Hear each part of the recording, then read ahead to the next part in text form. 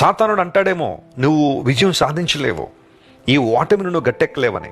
క్రీస్తు ప్రభువునందు విజయోత్సాహంతో దేవుడు నేను ఊరేగించాలని కోరుతున్నాడు ఆయన. ఎక్కడైతే నీ తల దించుకున్నావో, ఎక్కడైతే అవమాన భారంతో కృంగిపోతున్నావో, ఎక్కడైతే ఆత్మనూన్యత భావంతో ఏడుస్తున్నావో, అక్కడే నీ తల ఎత్తాలని, నీకు విజయాన్ని ఇవ్వాలని యేసు ప్రభువు ఆశిస్తున్నాడు.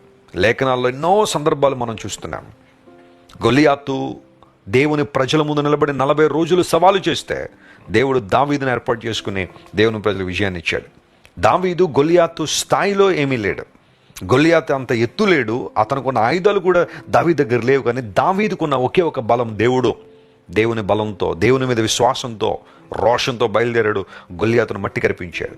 గొలియాతు నీ జీవితంలో కూడా మరొక రూపంలో నిలబడి ఉన్నాడేమో ఈ రోజుల్లో.